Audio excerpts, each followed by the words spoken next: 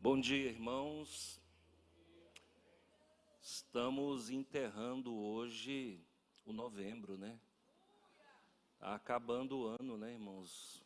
Que maravilha. E dezembro passa rápido, a gente nem vê, não é verdade? E eu lembro quando eu era adolescente, tinha aquelas musiquinhas de Natal. Eu sinto saudade, né? Às vezes eu chego em casa, eu ponho aquelas musiquinhas de Natal da harpa, quando chega nesse ano, para lembrar a minha juventude. Sinto saudade do tempo, esse espírito natalino virou só comércio, né, gente? Não tem mais. Antigamente ainda tinha aquelas musiquinha, né? Como é que era? Jingle Bell, lembra? Vocês lembraram? Não, eu gostava. Falava do nascimento de Jesus, né? Hoje nem fala mais. Inventaram uma Black Friday só para matar esse espírito de Natal, né? Agora é Black Friday. Está tudo americanizado, né? Queridos, vamos para a Bíblia, né? Eu te convido para abrir em João, Evangelho de João, Evangelho de João, capítulo 8. Ontem à noite eu me detive nesse texto. Nós estávamos no Monte da Oração. Aí veio um pensamento. E eu falei, deixa eu ir por esse pensamento que eu acho que é a inspiração de amanhã. João capítulo 8, a partir do versículo 31. Eu fiz questão de ler todo o capítulo hoje, pela manhã, até para entender melhor o contexto, mas eu vou para o versículo 31 até o versículo 36. João 8, de 31 a 36. Acharam? Amém? A palavra do Senhor diz assim, olha, João 8, 31. Jesus dizia, pois, aos judeus que criam nele, se vós permanecerdes na minha palavra, verdadeiramente sereis meus discípulos, e conhecereis a verdade, e a verdade vos libertará. Responderam-lhes, somos descendência de Abraão, e nunca servimos a ninguém. Como dizeis tu, sereis livres? Respondeu-lhes Jesus, em verdade vos digo que todo aquele que comete pecado é escravo ou servo do pecado. Ora, o servo não fica para sempre em casa, o filho fica para sempre. Se, pois, o filho vos libertar, verdadeiramente sereis livres. Vamos orar, deixa a Bíblia como está. Meu Senhor, Pai, eu te agradeço de coração por essa manhã, muito obrigado. É o último domingo do mês de novembro e nós estamos entregando ele na sua mão. Até aqui nos ajudou o Senhor. E agora precisamos de mais força para mais 31 dias. Vamos também vencer o dezembro. Vamos enterrar o ano de 2025 e com ele as lembranças ruins. Com ele nós vamos enterrar também as derrotas, os fracassos, as amarguras, as frustrações. Estamos em contagem regressiva para um novo ano. Desde já, meu Senhor, vai trabalhando no coração do teu povo, alimentando a alma, renovando o espírito. Senhor, nos dá motivação para continuar. Muitas vezes, muitas pessoas pensam em parar. Parar quando deveria continuar. Então nós vamos, Senhor, sim, ascendentemente rumo à vitória. E 2025 não é páreo para um Deus tão poderoso como o Senhor. Por isso nós te louvamos e te bendizemos nessa manhã. Amém. Olha, eu vou falar sobre salvação. Eu achei interessante ontem, né? A irmã Letícia lá no monte, ela falou assim: pastor, nós estamos fazendo soteriologia. Eu acho bom, né? O acadêmico, ele gosta de esnobar um grego, né? Nós estamos fazendo soteriologia. E eu falei: e aí? Não, e aí que é muito bom. Então, gente, eu aproveitei o gancho, né? Ela falou de salvação, eu vou falar de salvação hoje, tá? Soteriologia é salvação. Então eu vou falar o plano de salvação, tá ok? Esse texto, ele é muito rico, e você pode conduzi-lo para onde você quiser. A palavra de Deus se renova, e eu posso fazer, ou qualquer pregador vai conseguir fazer 15 pregações aqui, cada uma buscando um foco. Mas eu vou focar aqui no quesito salvação. Pois muito bem, nós temos visto, irmãos, nos últimos dias, muita coisa ruim, principalmente com os homens de Deus. Nós estamos vendo grandes pregadores capotarem. Pastor, estão perdendo a salvação? Eu não diria que estão perdendo a salvação, eu diria que estão abandonando a fé. Agora, ontem, eu estive no YouTube e um conhecido nosso, nós até falamos sobre ele, eu e o Marcondes, falamos sobre ele, um conhecido nosso de Goiânia, fazendo um comentário sobre um pastor conhecido do Brasil, muito conhecido, vou me abster de dar muitos detalhes, e ele, colocando esse pastor numa galeria de homens que perderam a fé. Agora as pessoas, irmãos, elas estão declinando, a verdade é essa. Ontem eu vi um filósofo chileno, e ele dizia assim: quem lê a Bíblia é crente. Se você lê a Bíblia, você vira crente. Se você entender a Bíblia, você vira ateu. Achei pesado a fala dele. Tentei ouvi-lo, mas não deu não. Eu falei: não, só aqui já está bom. Ler a Bíblia te torna crente, entender a Bíblia te torna ateu. Misericórdia. Quero não, irmão. Eu quero ficar só na leitura então, porque se entender a Bíblia me torna ateu, quero ser ateu não. Há muitos anos atrás eu tive uma visão. Quando eu comecei o ministério, já contei isso aqui algumas vezes, vou aproveitar o momento para falar sobre isso. Eu tive uma visão quando eu comecei o ministério. A gente começa com muito medo. Ser pastor dá medo, viu? Dá medo. Principalmente quando você está começando. E eu me vi andando numa bicicleta, numa passarela. Do lado de cá tinha água, piscina, do lado de cá tinha piscina. Mas essa passarela, ela era sinuosa.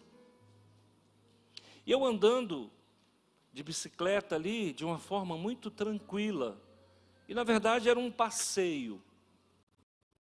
À medida que eu fui andando, eu fui vendo corpos boiando. Mas não eram corpos humanos normais, eram corpos humanos gigantes. E eu olhava para cá, tinha um gigante boiando. Olhava para cá, tinha outro gigante boiando. Simbolizando, o mundo espiritual é muito cheio de simbolismo, né? Simbolizando homens que cresceram e morreram. Até que eu saí daquela estrada, aquela passarela segura, sinuosa, apesar de sinuosa, mas estava seguro. De repente, eu dei com a bicicleta na areia. Ela saiu daquele cimentado e caiu na areia. E eu continuei andando na areia, e à medida que eu fui andando, eu fui caminhando para o mar.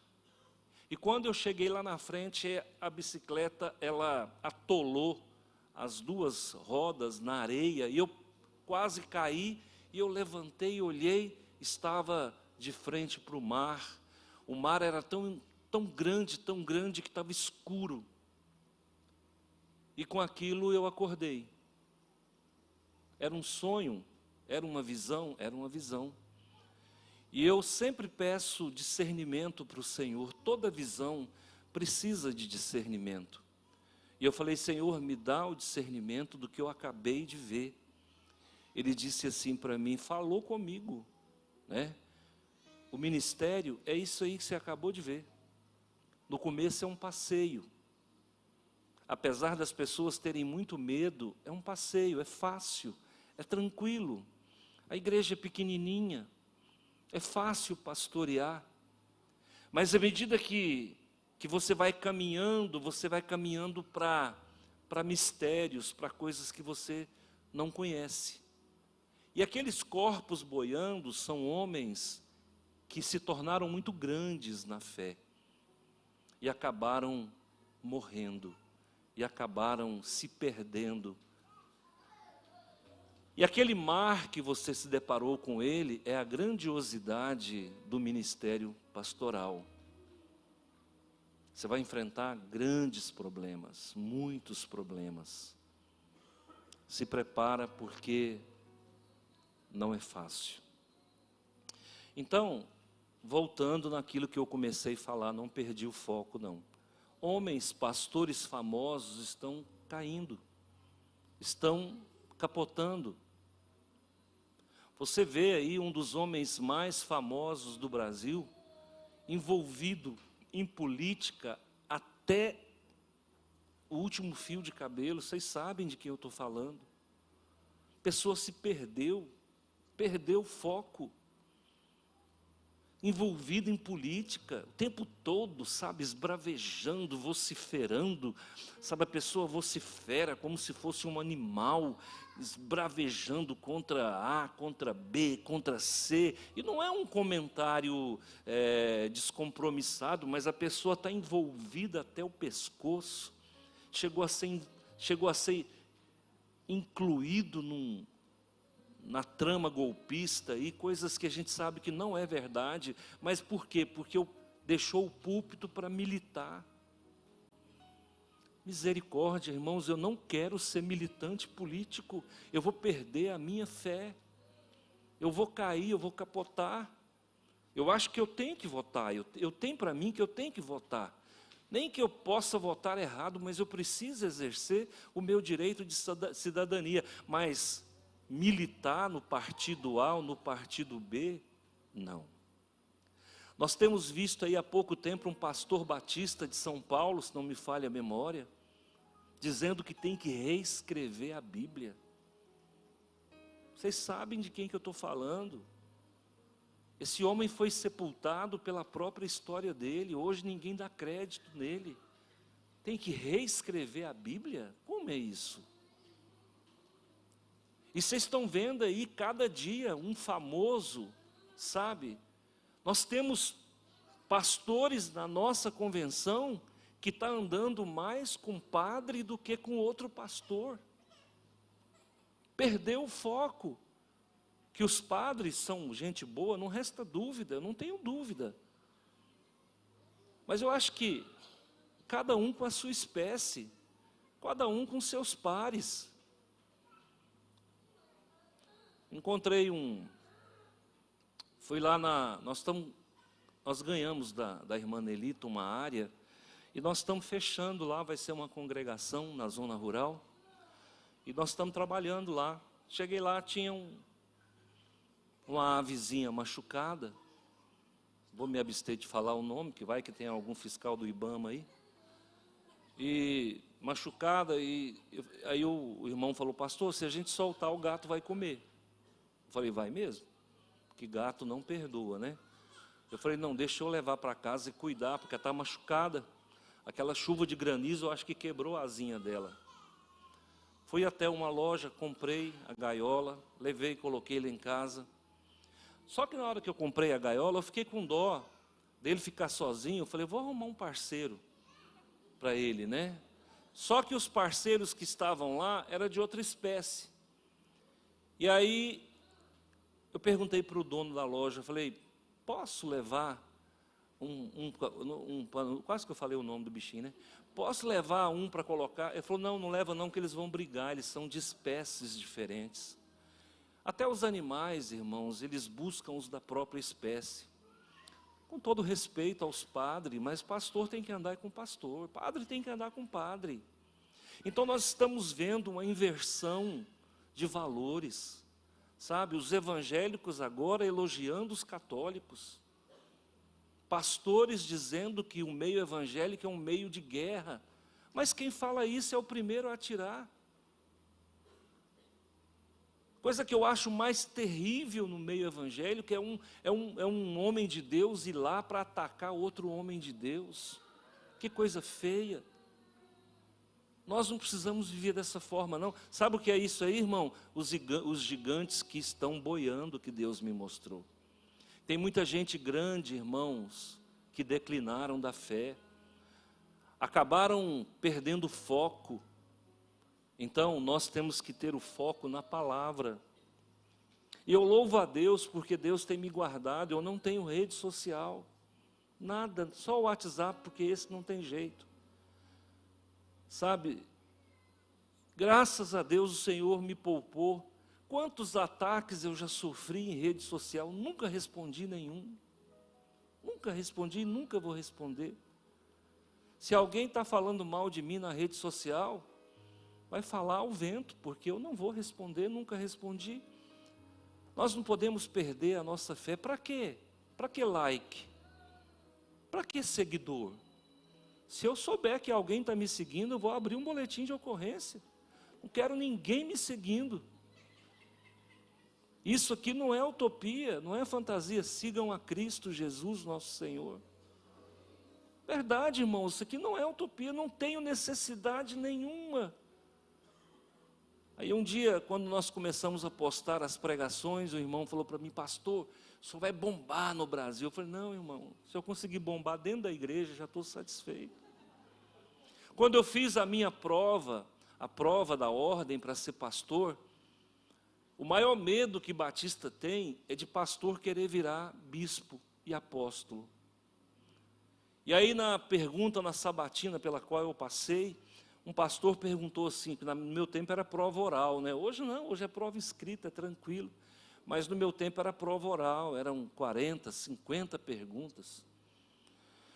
E aí um pastor na hora da sabatina perguntou para mim assim, o que você acha daquele texto de Efésios 4, 11, e o Senhor deu uns para mestres, evangelistas, pastores, tal, tal, tal.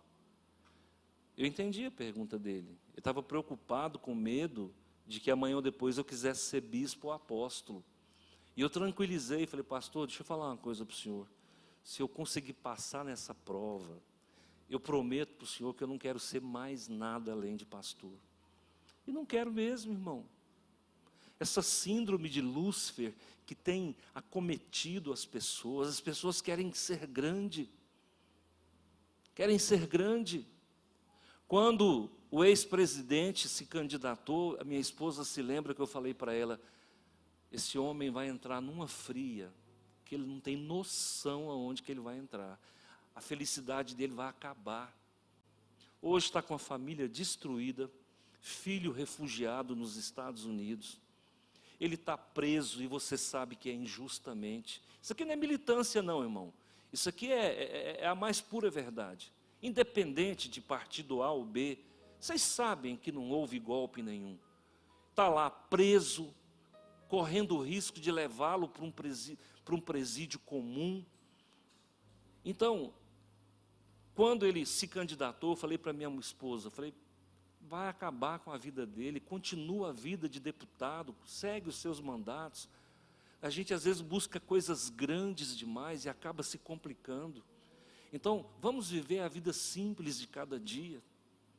Parar de querer ser grande, parar de querer, sabe, notoriedade, protagonismo, nada disso, irmãos. Jesus nos ensina a ser simples. Você olha para a vida dele aqui, ele está lidando com quem nesse discurso? Ele está lidando com o fariseu. A pior casta secta religiosa que o mundo já viu. Os fariseus. Mas o farisaísmo, quando ele começou bem. O protestantismo, quando começou bem. A Igreja Católica, quando começou no século III, começou bem. Mas com o passar do tempo, tudo vai se corrompendo. E os fariseus que nasceram 140 anos antes de Cristo, quando chega em 30 depois de Jesus, o farisaísmo já estava com 170 anos, estava totalmente corrompido. Se tornou uma religião de hipócritas, se tornou uma religião de víboras. E o que nós estamos vendo hoje, religiões, ismos, criando víboras, que atacam, que picam, que dão bote. O que nós estamos vendo hoje no meio evangélico é pastores dando bote em outros pastores. A roupa suja, eu aprendi desde criança, a gente lava em casa, fecha a porta. Quando você for corrigir seus filhos, fecha a porta, ninguém precisa ficar sabendo. Mas o evangélico não. O evangélico tem que ir para a mídia, ele tem que soltar isso no ventilador. E aí, irmão, o meio evangélico está derretendo, igual derreteu o farisaísmo. Jesus nocauteou o farisaísmo. E a única coisa que sobrou do farisaísmo foi o rabinato. Porque hoje a religião judaica não tem sacerdote, tem rabino. E o rabinato é o que sobrou do farisaísmo. Vamos viver a nossa fé com simplicidade. Parar de muita coisa, de muito glamour.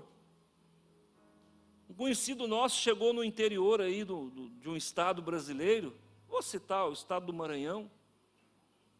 Chegou na porta da igreja, irmãos, a igreja era 4x6. Você imagina uma igreja 4x6? A porta aberta, ele parou, falou, estava lá, Igreja Batista Nacional. Falou, oh meu Deus, achei uma Igreja Batista Nacional, vou lá conversar com o pastor. Quando ele chegou, bateu na porta, saiu um ajudante de ordem. E aí ele falou, eu queria falar com o pastor. Ele falou, pastor não, apóstolo. A igreja 6x4, não tinha pastor, tinha apóstolo.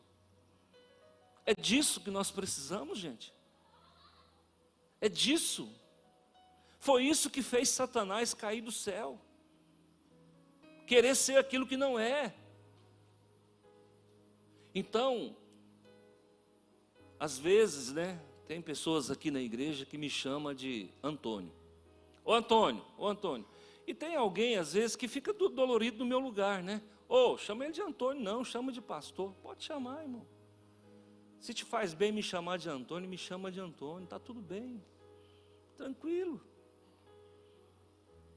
Porque quando a gente tem um líder espiritual, e a gente o considera, você vai chamá-lo pelo título ao qual ele foi levantado. Mas se me tem como Antônio, eu já entendi, está tudo bem, realmente sou eu mesmo, pode falar. Entendeu? Jesus dizia, pois, aos judeus que criam nele. Jesus está falando com quem? Com os fariseus. Mas esses fariseus estavam crendo nele. Agora eu estou entrando no texto. Agora eu vou esmiuçar, tá bom? Agora eu vou quebrar em pequenas partes para você deglutir e digerir. Jesus dizia, pois, aos judeus que criam nele. Então existia um grupo de fariseus, Jesus está falando com fariseu. Se você olhar o contexto do capítulo, ele está falando com fariseu. Mas esses fariseus estavam antenados na mensagem de Jesus e estavam crendo nele. Então agora nós vamos trabalhar isso aí. Eu estou falando de plano de salvação. Vocês vão ver que eu não perdi o foco. Se vós, pois, permanecerdes na minha palavra, verdadeiramente sereis meus? Verdadeiramente sereis meus? Não basta crer. Precisa o quê? Permanecer. Eu estou falando de um plano de salvação. Se você apenas crê, o que Tiago fala? O diabo crê. Então, se a gente apenas crê, nós estamos no nível de quem? Não precisa falar. Só para você entender aonde eu quero chegar. Pastor, eu creio. Não, o diabo também crê. E a Bíblia diz que ele treme. Você treme também? Às vezes o diabo, ele introjeta, internaliza muito mais a palavra do que nós, porque ele crê e treme. E a gente crê e não treme. Então preste atenção, eu quero te levar para um outro nível. Eu estou no plano de salvação. Então, é preciso que nós creiamos. E é preciso que nós permaneçamos. Permaneçamos como? No modelo do discipulado. Por que eu gosto de discipular? As irmãs, os irmãos que fazem segunda-feira comigo, nos casais, somos um, e os irmãos que estão comigo, estão comigo também na quarta, firmes na rocha, são 9 casais na quarta, são aproximadamente 40 casais na segunda-feira. A coisa que eu mais amo é discipular. Gente, eu não vejo a hora passar. Nós ficamos ali, Vinícius e Nathalie, a gente fica ali 1h30, eu não vejo passar. Não é verdade? A gente não vê passar. Aí eu bato a mão no relógio e falo, ixi, eu tenho que ir para o monte, já é 9h30. Então, por que eu amo discipular? Porque o discipulado foi Jesus que deixou para nós. O que adianta o Vinícius e a Nathalie crer? Eles não apenas devem crer, eles devem crer e permanecer. Permanecer é o quê? Ficar, continuar, estar. Permanecer é o quê? É estudar. Então, Nathalie e Vinícius, vou pegar vocês hoje, tá? Para Cristo. Ó, deixa eu falar. Nathalie e Vinícius, eles não são meus alunos, eles são discípulos de Jesus. Porque aluno, o próprio nome já diz, luno é luz, não. Aluno é aquele que não tem luz. Olha como é que o mundo é covarde. Quando você chama você é aluno de qual escola? Em qual escola você está nas trevas? Porque aluno é aquele que não tem luz. Olha como o mundo é covarde. Então Jesus não mandou a gente fazer aluno.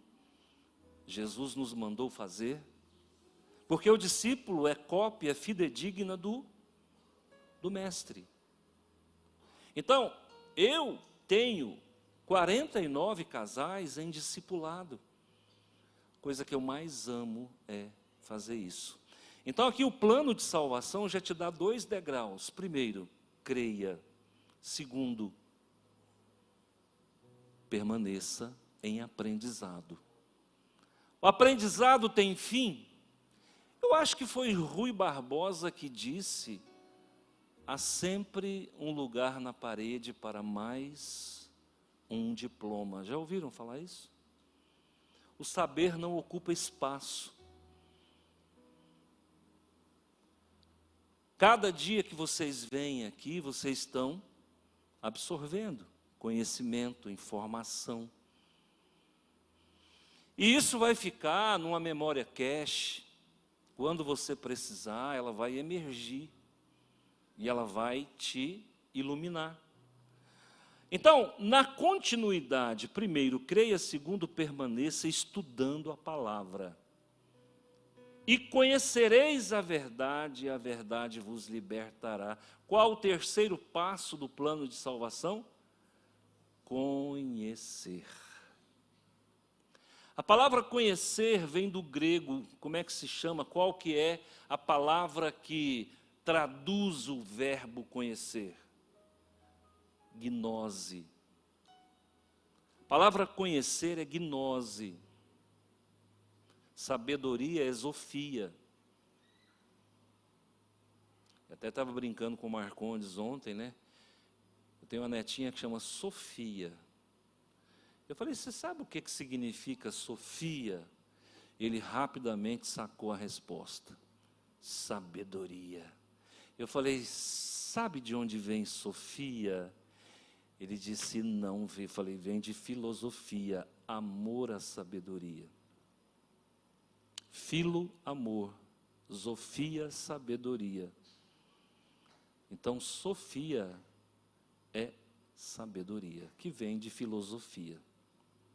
Agora, tem que conhecer, gente, porque o grande problema é quando a gente vive na escuridão.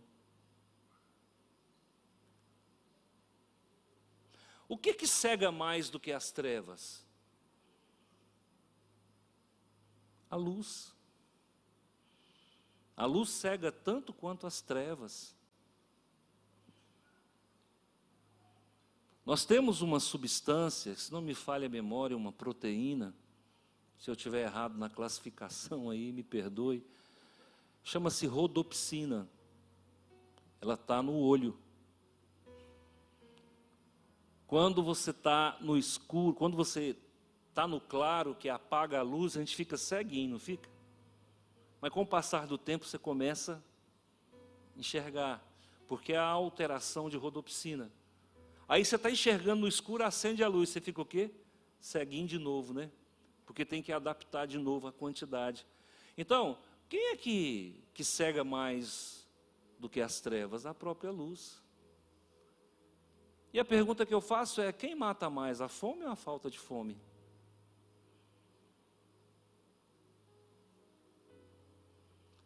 Quem mata mais, o remédio ou a doença? Certa vez eu fui no médico, aliás, levei minha mãe no médico, e idoso gosta de andar com a sacolinha de remédio, não sei se vocês já viram isso, eu tenho a minha. Sou um sacoleiro, eu tenho uma sacolinha. Aí minha mãe chegou no médico, jogou os remédios tudo na mesa do doutor Hélio Guerra. Hélio Guerra é um cardiologista, por sinal, excelente. Jogou todos os remédios e ela contou o que ela estava sofrendo. Sabe o que se resumiu a consulta dela? Ele tirou 8 remédios. Eu falei, doutor, não sobrou nada. Ele falou, não, esse aqui que está matando ela. Eu falei, esse médico não é normal. Fomos embora, a sacolinha dela se restringiu a uns 12 ou 13 só. Tinha mais de 20, sem mentira nenhuma. Ela falou, não gostei desse médico. Eu falei, mãe, faz o que ele está mandando. Ela sarou. Sabe o que ele falou para mim? Remédio mata mais do que doença.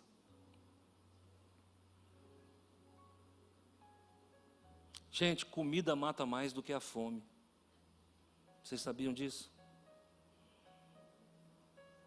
Começa a comer desordenadamente. Você vai morrer mais rápido do que se você passasse fome.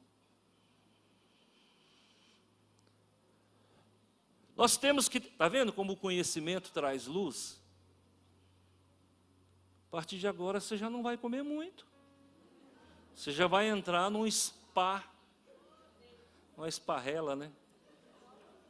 Tá bom? Só hoje, né? Olha aqui, ó. Conheça a verdade está onde? Está aqui. Gente, eu era apaixonado num preto velho. Eu tinha, na Aruanda, eu tinha um preto velho de cabeça. Eu tinha um caboclo de cabeça. Eu tinha um Exu, que guardava o meu lado esquerdo. E eu tinha um preto velho e um caboclo que guardava o meu lado direito. E Jesus, não tinha espaço para Jesus. Eu estava com um preto velho e um caboclo. Pai Joaquim da Serra e Caboclo Pena Branca. Aí o Exu, vou me abster de falar o nome, para não energizar, viu? Quando você fala o nome, você energiza. Aí eu conheci a verdade. E eu descobri que eu não precisava de 3, um resolvia. E eu descobri que eu não precisava fazer oferenda de charuto, de vela, de cigarro, de cachaça. Eu descobri, a verdade me ensinou que o meu Jesus não cobra nada. Vivia na ignorância. Toda sexta-feira eu tinha que ir, eu tinha que ir fazer macumba. E hoje o Senhor tem me levado nas sextas-feiras a quebrar a macumba em Cristo Jesus. As macumbas que eu fiz, agora eu estou desfazendo, irmão, em Cristo. E eu conversava esses dias em casa, nós vamos abrir uma sexta-feira para libertação. O que tem de crente doente espiritualmente, você não tem noção, gente. Esse evangelho automatizado aí, né, baseado em 2 Coríntios 5:17, aquele que está em Cristo é nova criatura, as coisas velhas já passaram, eis que tudo se faz novo. Opa, calma lá. Não automatiza não, porque tem muita gente que está na igreja e não está liberto. E eu vou falar sobre isso agora.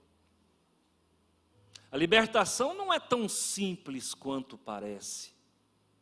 Porque aqui está falando, olha, creia, permaneça, conheça, e só depois você será liberto.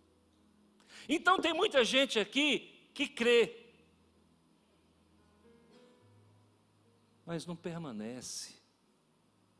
Crê e permanece, mas não conhece. Crê, permanece, conhece, mas não deixa Jesus libertar. Você está vendo que a coisa não é tão automática quanto parece?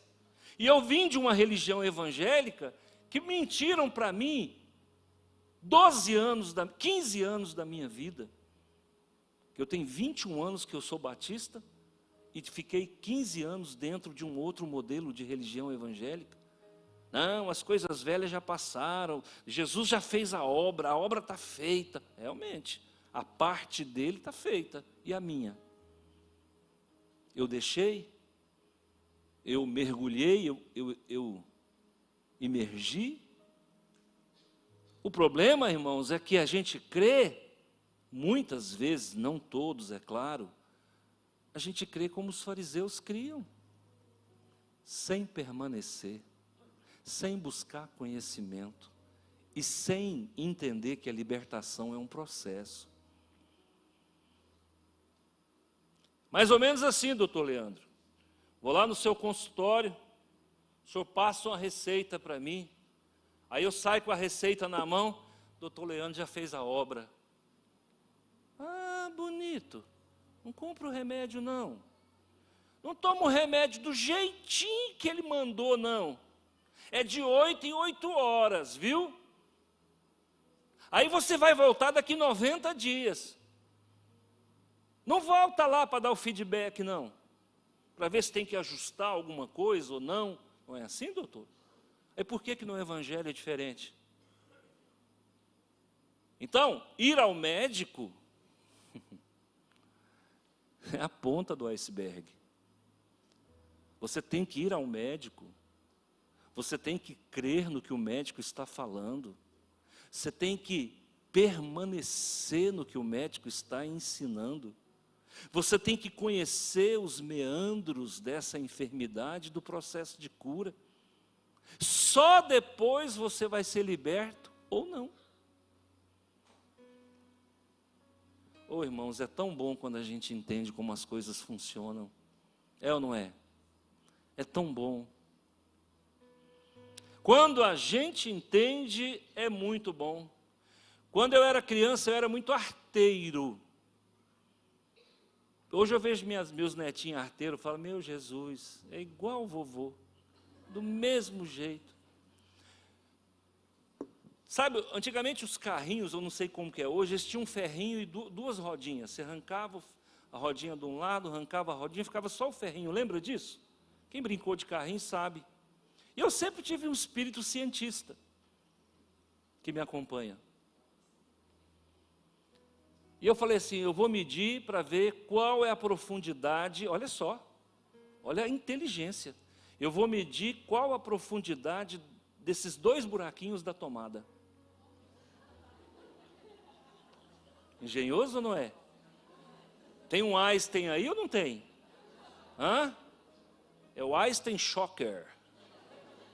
E eu tirei os ferrinhos. É pequeno, eu tinha 10 anos de idade, mas não esqueço, meu amigo. E Deus foi tão maravilhoso no processo didático. Eu peguei o ferrinho e enfiei. E eu fui tão sortudo que eu enfiei na fase neutra. Só depois eu me formei em eletrônica, eu descobri que aquela fase era neutra. E eu medi. Falei, ó, tem essa profundidade aqui. Olha só o espírito, o einsteiniano. Eu medi, falei, nossa, uns 7 centímetros de profundidade. Pensei comigo, né? Não pensei em centímetro, eu era criança, né? Falei, é desse tamanho. Agora eu vou ver o outro, a profundidade do outro. Rapaz do céu. Mas que eu estava sentado no chão, eu aterrei, né? De shortinho lá e tal. Sentadinho, fiz um terra perfeito, meu amigo. Ali dá um 220 gostoso, não é? É tá! Não bate foto, não. Eu já saí correndo. Larguei o ferrinho enfiado. Falei, quem quiser que tira, estou fora. Mas, irmão, a gente aprende para nunca mais esquecer. Essa pregação de hoje, você vai aprender para nunca mais esquecer. Ninguém é salvo e liberto, quer dizer, ninguém, entre aspas, Jesus pode salvar e libertar instantaneamente. Mas, normalmente, na maioria das vezes, o processo de libertação, ele é demorado. Por quê? Porque a pessoa, muitas vezes, crê com a mente, mas não crê com as emoções. Existem áreas obscuras na nossa vida.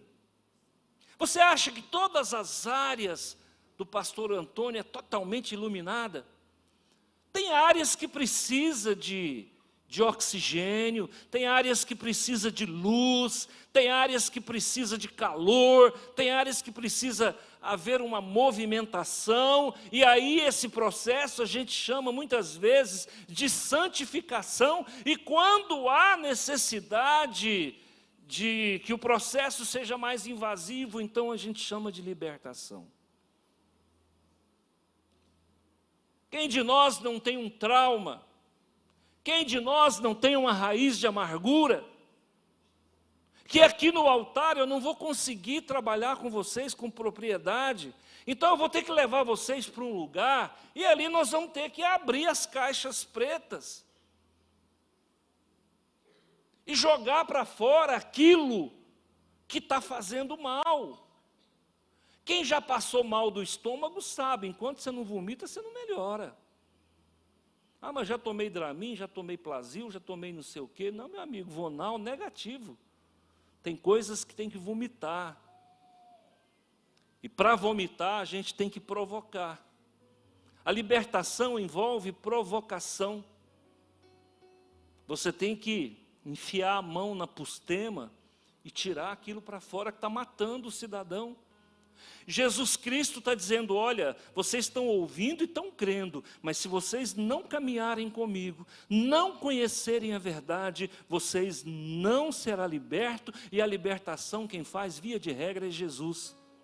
Pastor Antônio tem poder de libertar ninguém. A libertação ela é espiritual.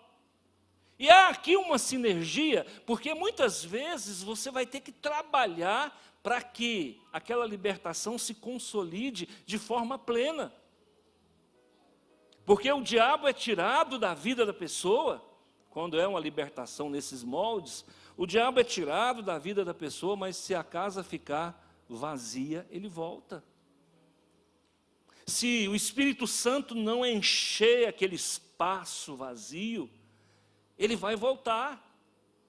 É por isso, irmãos, que muitas pessoas vêm aqui, crê, e não conseguem permanecer na igreja. Por quê? Porque não aprendeu, não permaneceu e não passou por libertação.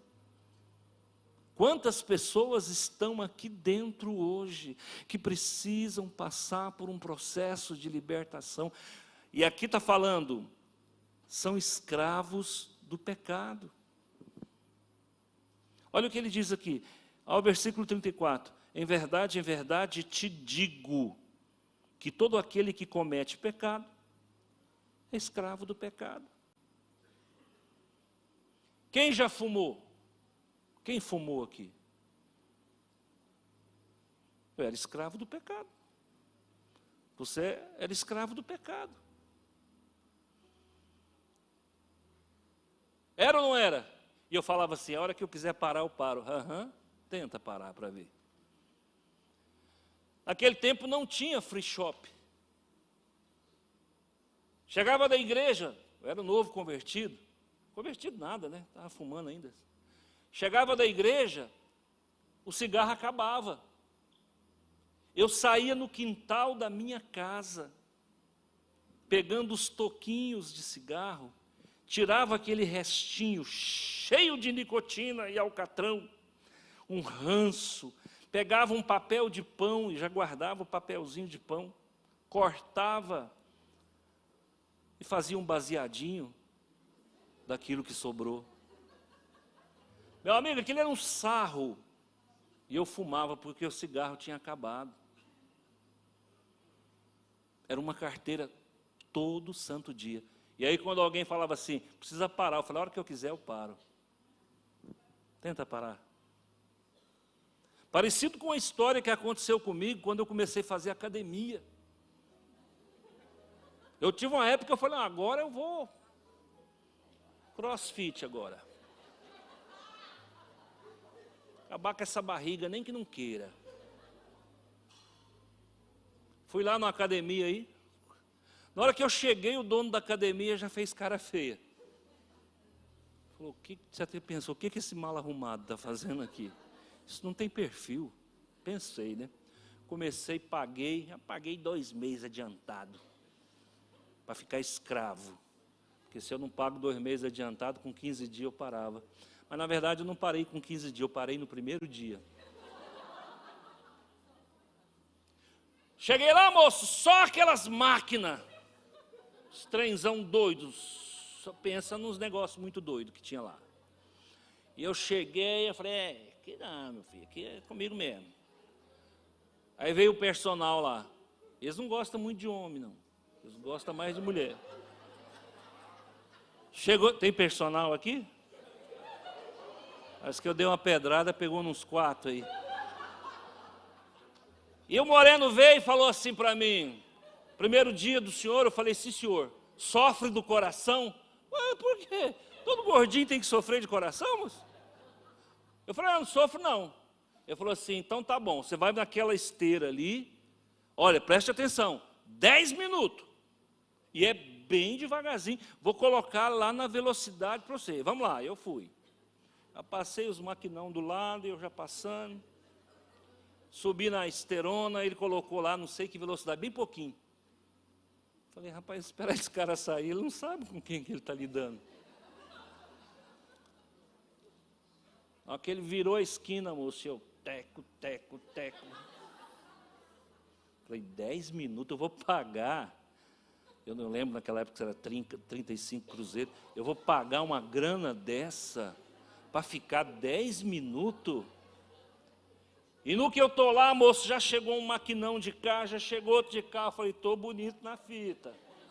E ó, só acelerando. Deu 10 minutos, eu falei, rapaz, eu estou bem.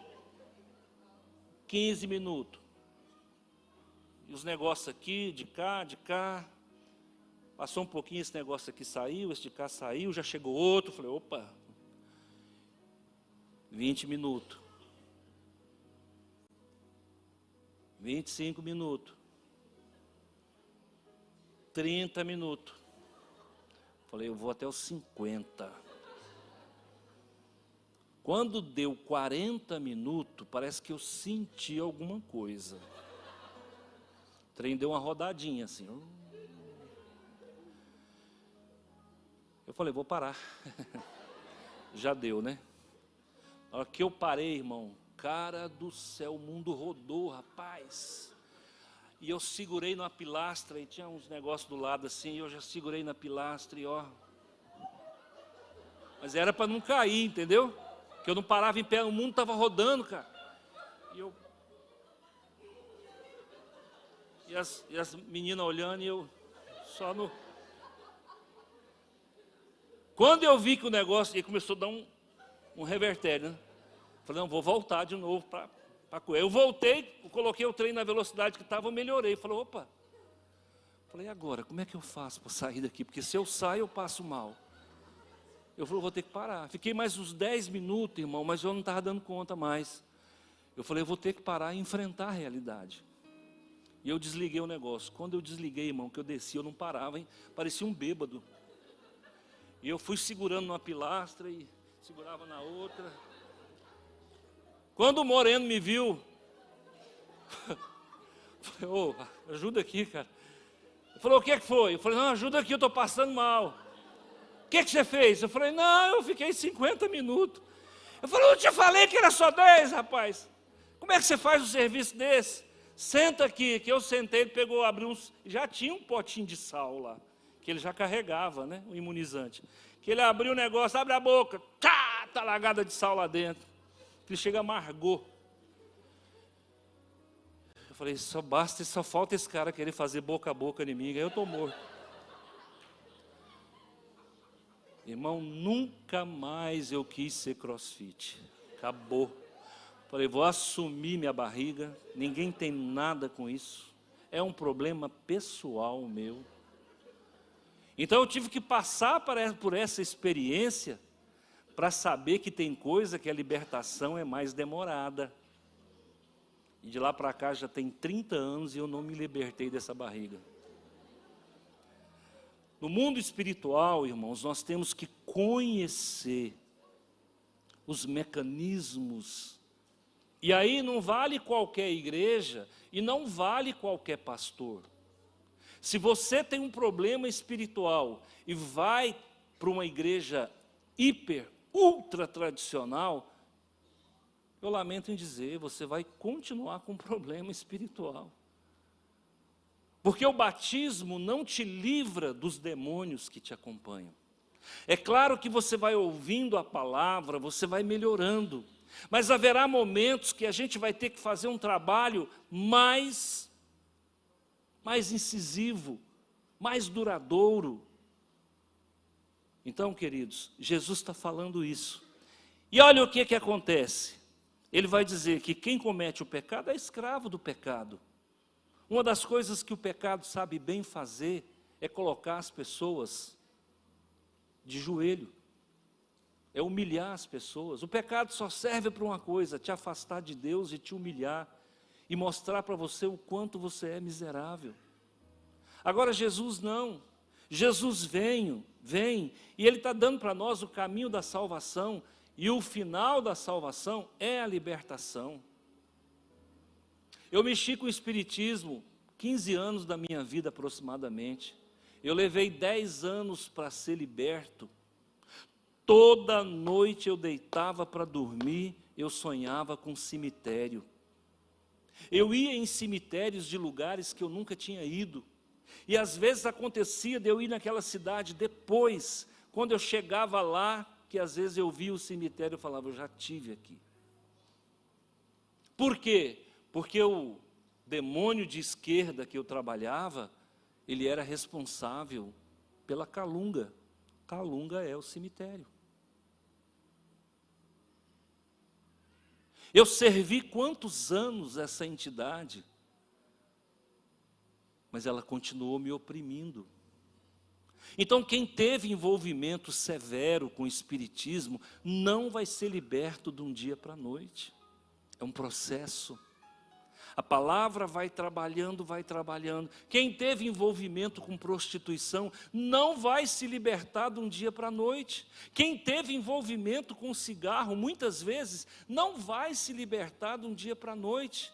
Quem teve envolvimento com bebida, muitas vezes, não vai se libertar do dia para a noite. E na maioria das vezes a pessoa acaba criando uma argumentação, uma narrativa. Ah, não, mas eu bebo socialmente. Pois é, queridos. Isso aí precisa de libertação. O que tem de pessoas escravizadas na área sexual, vocês não têm noção. Não tem nada mais invasivo do que uma cópula. Eu estou falando com palavras um pouco rebuscadas, justamente por causa de criança. Não tem nada mais invasivo do que uma cópula. Muitas vezes uma cópula é um pacto de sangue. E existem pessoas que copulam animalescamente, ora com um, ora com outro, ora com um, ora com outro, e vai criando pactos, e vai criando pactos de sangue com várias pessoas. Porque quem é adulto sabe que muitas vezes na cópula há rompimento de vasos sanguíneos, tanto de um quanto de outro, e isso gera um pacto de sangue. E você acha mesmo que você aceita Jesus, vem para a igreja e tudo isso, as coisas velhas já passaram, irmão, não é bem assim. Muitas vezes você tem que confessar, você tem que reconhecer, você tem que confessar, você tem que renunciar e tem que haver um desligamento de tudo isso aí. Pessoas que tiveram uma vida sexual muito ativa, fora do casamento, quando elas se casam, as chances desse casamento dar certo é muito pequena. Por quê? Porque existe um passivo, existe uma teia de consequências. Porque num ato, numa cópula, estou usando cópula, vocês estão entendendo por quê? Porque tem criança aqui. Numa cópula, irmãos, sempre há participação. Quando essa cópula não é abençoada por Deus, há participação de demônios, porque o ato é pecaminoso. E o demônio vem para sorver o prazer junto com os copulantes. Quem está entendendo, levanta a mão. Preste atenção no que eu estou falando para você. Isso aqui é terreno de libertação, é coisa que a gente trata no particular, mas hoje nós estamos falando de plano de salvação. Então, pessoas que têm uma vida,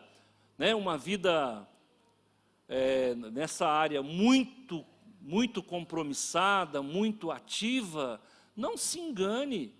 Quando ela encontrar o parceiro certo e ela se casar, as chances desse casamento dar errado são enormes. Por quê? Há uma cobrança, há um rolo compressor das consequências, inclusive espirituais, que vem rolando atrás daquela pessoa.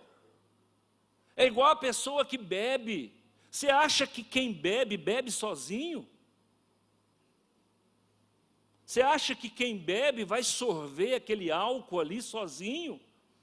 Eu participei de reuniões mediúnicas de incorporação, onde a pessoa está ali incorporada, ela bebia uma garrafa de cachaça. Preste atenção, não é uma dose, é uma garrafa de cachaça. E quando o demônio saía, deixava o cavalo bêbado. Cavalo não, o burro, né? Porque na quimbanda não é cavalo, é burro. Deixava o burro bêbado, o que a gente fazia? Chamava a entidade, falava, volta aqui e tira todo o álcool. Você tem que levar todo o álcool. Ele voltava e ali ele catava todo o teor alcoólico e ia embora, e o médium ficava completamente sóbrio. Cansamos de ver isso acontecer. Ora, se num terreiro de macumba o demônio sorve o teor alcoólico, por que quando está numa mesa de bar, quando está numa boate ou num lugar qualquer, os demônios não estão ali sorvendo o teor alcoólico? Porque é eles que te induzem muitas vezes a beber. Você nunca bebe sozinho. Você nunca pratica uma cópula pecaminosa sozinho. Muitas vezes tem vários demônios sorvendo. Essas pessoas que têm vida promíscua, elas são acompanhadas de demônio nessa área. Você acha mesmo que uma pessoa que é viciada em pornografia, ela vai acessar aquilo ali sozinha? Porque não fica só no acesso, aquilo tem um finalmente. E no finalmente você acha mesmo que aquilo, por ser pecaminoso, não vai ter entidades ali sorvendo aquele prazer, nem que seja um só? Queridos, vocês não têm noção o que é mundo espiritual. Esses lugares matadouros, onde mata vaca. Gente, o que tem de demônio vampiro sorvendo o sangue dos animais que morrem no matadouro, você não tem noção. Eu participei de trabalhos N vezes, de trabalhos onde o médium bebia coité de sangue. O bode era amarrado, cortava o pescoço, enchia os coités e as entidades incorporadas bebiam coité de sangue. Coité de sangue é um copo de 100 ml de sangue, do sangue do bode. Por que eles bebem o sangue? Porque o sangue tem energia. Não tem nada mais energético do que sangue. Sangue tem tudo que o corpo precisa. Ele tem vitamina, tem proteína, tem lipídio, tem carboidrato, tem tudo. O sangue é riquíssimo. E o que os demônios querem muitas vezes? Eles querem energia, porque eles são viciados em energia. Nos trabalhos de libertação que nós fazemos ali, eu não sei quem está comigo ali, você tem o mesmo problema que eu tenho. Dependendo da situação, tem que sentar, eu não consigo ficar em pé mais. Minhas pernas acabam. Fico fraco. Para onde que foi essa energia? É o desgaste que você teve para expulsar aquele demônio. Irmão, ele não vem, ele não vai embora com a mão abanando. Todo demônio, quando incorpora, ele vai levar a energia da pessoa que incorporou, e muitas vezes das pessoas que estão no processo de libertação. Eu já perdi a conta de vezes que eu tive que sentar para não cair, porque as energias vão embora. Aí você tem que respirar fundo, você tem que dar um tempo, você tem que se recompor, porque esse mundo é regido por energia, e o mundo espiritual sabe muito bem o que é energia. Então, queridos, o processo de libertação, nós precisamos de Jesus, e ele não é tão rápido e tão automático quanto a gente pensa que é. Ah, pastor, se você sabe disso, então por que você não faz libertação com todo mundo? Primeiro, eu preciso de equipe. Ninguém pode fazer libertação sozinho. Segundo, essa equipe tem que estar preparada, treinada, habilitada, comprometida. Terceiro, nós já fizemos trabalho de libertação, gente, onde todo mundo passa mal na sala. Eu me lembro uma vez que nós fizemos libertação tentamos fazer a libertação de uma pessoa que frequentava aqui. Essa pessoa não tinha vida de santidade, era do sexo feminino, não precisa falar mais nada. Ela não tinha vida de santidade, o corpo dela não tinha valor nenhum. E aí o que acontece? Levamos ela para a libertação. Tinha mais ou menos 12 pessoas me ajudando na libertação. Dos 12, 9 começaram a vomitar. 9 começaram a vomitar. Então, não é tão simples fazer libertação quanto parece.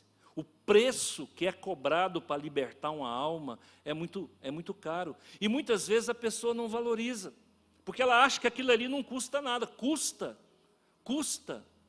Aquilo vai energia, tem retaliação, tem transferência de demônio, tem transferência de enfermidade, tem perseguição pós-libertação.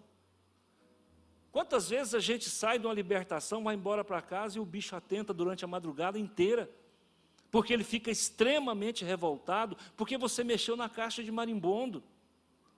E aí, pastor, o que acontece? A pessoa que passou pelo processo, ela não valoriza. Amanhã ela está cometendo o mesmo pecado e atraindo o mesmo demônio, e ele já não volta sozinho, ele volta com mais 7.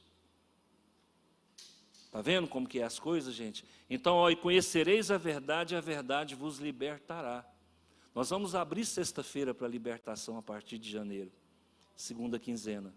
Nós vamos montar, aliás, já tem uma equipe, e nós vamos estar explicando como é que funciona. Por quê? Porque o paciente de libertação, ele tem que ajudar. Ele tem que se comprometer, porque é muito fácil a gente trocar tapa com o demônio a favor de alguém que não está nem aí. Essa moça mesmo que passou por esse processo de libertação, chegou para mim 2 meses depois, falou assim, pastor, libertação que vocês fizeram não valeu nada. Eu falei, você parou de deitar com muitos homens como você fazia? Acabou, irmão. É muito simples você cobrar de um libertador, dizer não valeu nada, tá, mas você fez a sua parte? Porque o demônio vai voltar e vai trazer mais 7.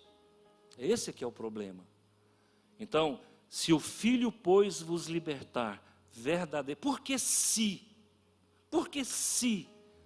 envolve a sua participação, o seu conhecimento, a sua salvação, o seu discipulado. Por isso que a gente não faz libertação sem fazer um preparatório de estudo antes. Ninguém vai para uma libertação sem primeiro ser orientado num estudo sistêmico sobre a questão que envolve a libertação. Então, quero deixar para vocês nessa manhã, tá? Estou abrindo para vocês aqui coisas que eu nunca abri.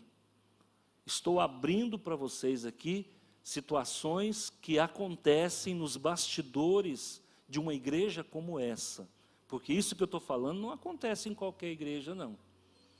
Tem igreja que não cuida dos seus crentes. E os crentes continuam lá endemoniados e ninguém põe a mão para ajudar. Serviço pesado, a maioria das igrejas não querem fazer. A maioria das igrejas só querem a lã. Elas não querem recuperar a ovelha. E tem ovelha que chega muito estrupiada.